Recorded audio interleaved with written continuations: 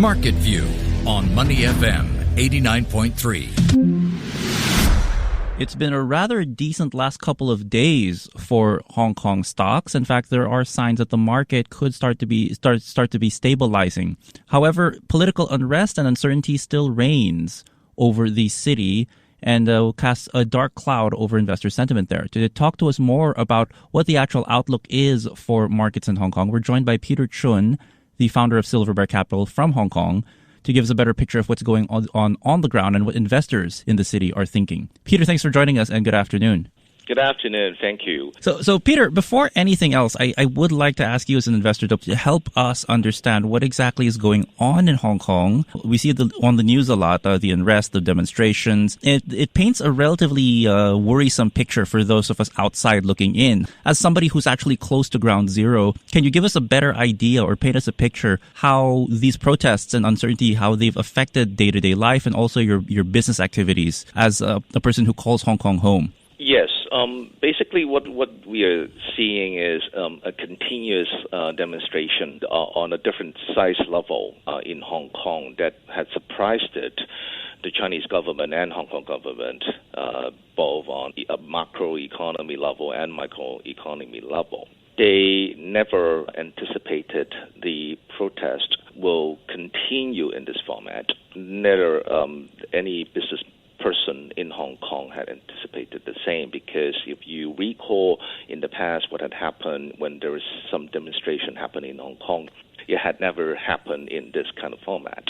But however, one thing that we always see is every single time after a demonstration where people are fearing about investing into these territories, the economy rebound every single time. So a V-shaped recovery is possible. So, yeah, and I did want to touch on that a little bit more in more detail, actually. Again, as we mentioned, the Hang Seng on course for 2 straight days of gains, and there are hopes that perhaps there has been a bottoming out for markets. Is it because the political uncertainty is starting to get clearer, or is it because maybe Hong Kong markets, they are really just bottoming out and these valuations are just a little too lucrative to ignore at the moment?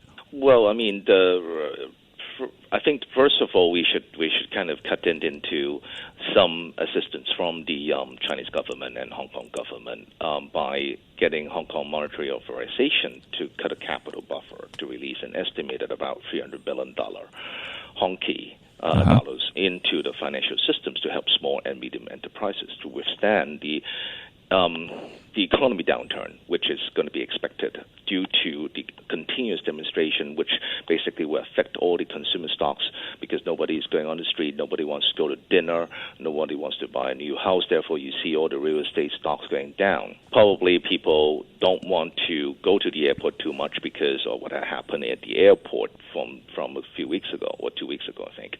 So these little things that the Hong Kong government is doing is definitely going to help the small and medium prices, which form a major part of Hong Kong society systems and economy systems, to get over this potential slump. The good news is if you look into all the major index stock, they're mostly property companies or banks or insurance companies, and these companies has been undervalued according to the asset on the books versus the stocks being tumbled a little bit. So it's cheap buy right now, and a normal PE manager, a normal asset management company will probably be able to see that very quickly. So we always have seen how the Hong Kong government had been able to resume confidence in somewhat ways because Hong Kong people are somewhat very focused in making money themselves. We anticipated that the stock market will be rebounding very, very soon. We're still speaking to Mr. Peter Chun, the founder of Silverbear Capital out in Hong Kong. Peter, as you know, or yesterday actually, Chief Executive Carrie Lam outlined during her policy address a number of measures to try and address the housing problem, which she called was at the root of the social discontent there. But again, as we've seen in recent days, there's been little sign of abating in terms of the unrest, the unhappiness among the protesters in Hong Kong.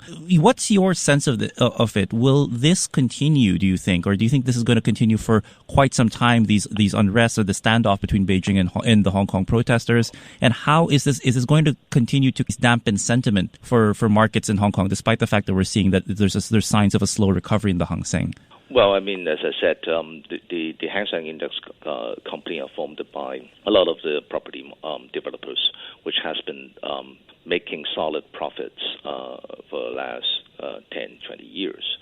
So really it's down to how people see how the Hong Kong government is going to make people happy. But by making people happy doesn't mean delivering everything they are asking for. So that's basically what we are seeing from the Hong Kong government point of view when they trying to sit down with these potential leaders of protest to trying to find out what can be done or not can be done.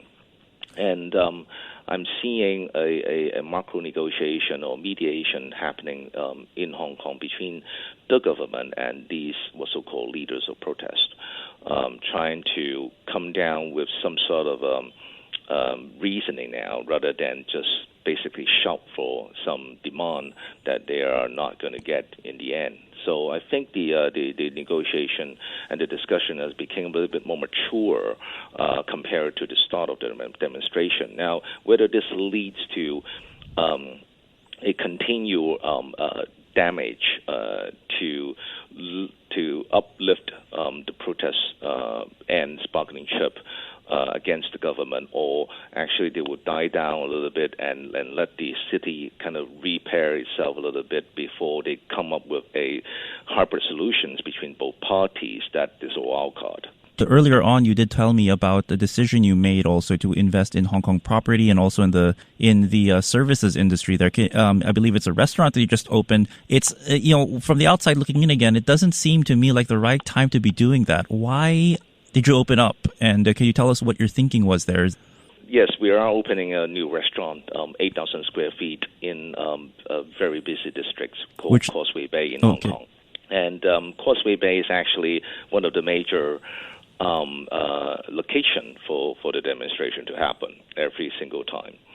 However, the view that I have is different from other people on the streets or other players that's in the industry, because this is actually the best time to negotiate with a good lease. Mm-hmm. And securing a long lease right now or a lease relationship in a favorable format is basically what is our strategy. So if we can secure a good relationship with the landlord right now and a good contract, this would allow us to gain a comparable advantage compared to other players in the same industry, like all the other restaurant players right now on the street would not probably be getting the same agreement which we will negotiate right now. We'll be able to negotiate right now at this kind of time or the hours of the club. So this gives me like a head start with my lease, which is basically the most important component when you run a food and beverage businesses in Hong Kong. Now, secondly, my confidence in Hong Kong is comparably different because I see Hong Kong people being able to move on every single time from a demonstration. And every time they moved on, the retail market will bounce back because when things are kicking it back in, then people start spending money. They buy houses every single time they do that. So I personally see this pattern will continue from Hong Kong, and I believe there's so much inside Hong Kong right now that I think from Hong Kong government point of view, from the residents of Hong Kong people, or even from China perspective, there's so much to be preserved or reserved here in Hong Kong. I think all the parties will have to work together to actually preserve the value of Hong Kong from this point of time, or in a very short time, this what's so-called chaos would slow down because of the ultimate benefit to all the parties actually the same. And how long, Peter, do you think you're going to have to? How long are you expecting to wait for that bounce back that you mentioned? I would probably say 6 months. Oh, 6 months from now. 6 months from now. Okay, interesting. And also, Peter, just very quickly, what kind of advice do you have for investors who are, or even just people who are planning to visit Hong Kong in the next couple of weeks or months? I mean, is it as dire as it looks at the moment? Well, I mean, a lot of people still are coming to Hong Kong for business or pleasure. I've been receiving friends to Hong Kong at different locations, so there's not really a big of a problem. Most of the demonstration are being applied legally. There is some small ones which is illegal, but they actually happens in only key location of Hong Kong, which they try to slow down, the logistics of Hong Kong, the traffics. They try to just cause key location problems. So a lot of the friends who comes by still talk about businesses. They do what they needed to do, and we go out for dinner. There is a selective locations which is still clean. Okay, very interesting insights, and we hope that things start to calm down sooner than 6 months. Peter Chun from Silverbear Capital, thank you so much for joining us today on Primetime.